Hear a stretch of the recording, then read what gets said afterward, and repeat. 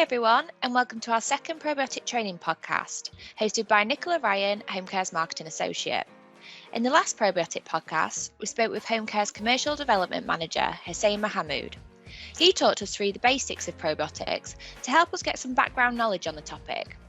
Today, we have the pleasure of speaking with Scott Jaynes, Homecare's Research and Technology Manager, and Scott Tuchinsky, Homecare's Business Head. They're going to talk us through the working mechanism of probiotics, as well as touching on the regulatory side. Hi, Nicola. Thanks for having us today. Hey, Nicola. Good to see you. Thank you both for spending the time to chat with me today. My first question's for you, Scott Jaynes. How do probiotics work? Sure, Nicola. Our probiotic products are provided as concentrated solutions of spores, which are an inactive form of bacillus bacteria. And bacillus are safe, non-toxic organisms similar to the bacteria used in your yogurt or other foods.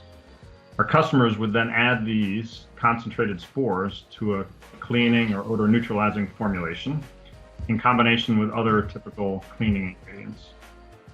Once the cleaning product containing the spores is sprayed onto a surface that contains a source of food for the bacteria, the spores will convert to their active form and will begin to grow and multiply on the surface. Once they start growing, they also start producing enzymes that are able to break down the food soils on your household surfaces. As those enzymes break down the food, the surfactants and other cleaning ingredients in the formulation help wash away the soils and keep the surfaces clean in your home. The enzymes are also good at breaking down soils that cause odors, so the probiotic products are also very effective at odor control in areas like garbage bins or pet bedding. Great, thanks, Scott. I'm going to hand the next question over to Scott Tuchinsky. Scott, are there any negatives to working with probiotics? No, not really. There are a couple of limitations to the technology that might be good to mention. First, bacteria do take some time to start growing. So once you apply them to a surface, it'll take at least 30 minutes or so before they start to work. That's why they're most valuable for their long-term cleaning benefits over multiple cleaning cycles. We've shown that the spores are stable on surfaces for long periods of time and remain viable for up to 4 weeks. That means that they're on your surfaces waiting to help remove soil whenever it appears. Another thing to keep in mind is that probiotics are living organisms, so they should not be combined with strong disinfectants like bleach, since this will definitely inhibit the growth of the bacteria and prevent them from producing those enzymes needed to do their job. Okay, great. And Scott Jaynes, how do you formulate with probiotics? Right, well, we already said to avoid bleach, but otherwise the spores are stable in just about everything else you might find in a typical household cleaning or odor neutralizing product.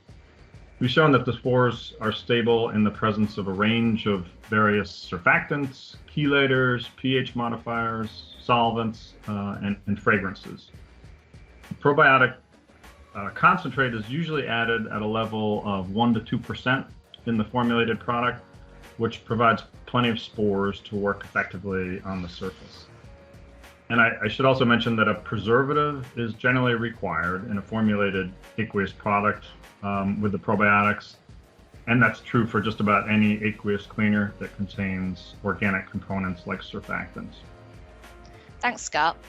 Final question for Scott Tuchinsky. Can you claim on the packaging that the product contains probiotics? Is this legal? The bacillus strains that are used in our probiotic products are class 1 GRAS. That stands for generally regarded as safe.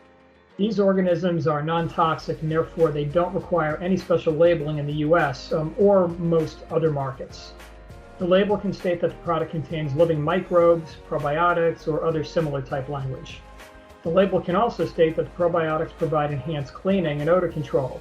However, you should really still check with your local regulators to confirm any specific labeling requirements for these. Excellent. Thank you both. You sure have given us plenty of detail on the technical background of probiotics. I think it's important to point out that if anyone does have any further questions about what we've discussed today, that they can reach out to you. Is that okay, both of you? Sure. If you have any questions, then drop an email to me, scott.jaynes@croda.com, or Scott Tuchinsky, or you can message either one of us on LinkedIn, and we'd be happy to answer any other questions. Thank you. It's great to have you here with us today, and a big thank you goes out to all those who've tuned in. I look forward to speaking with you all in episode 3, where I'll be speaking with Joe Shabline, Home Care's lead application scientist, about all things odour control through the use of probiotics. Thank you. Great. Thanks. Bye. Thanks a lot, Nicola.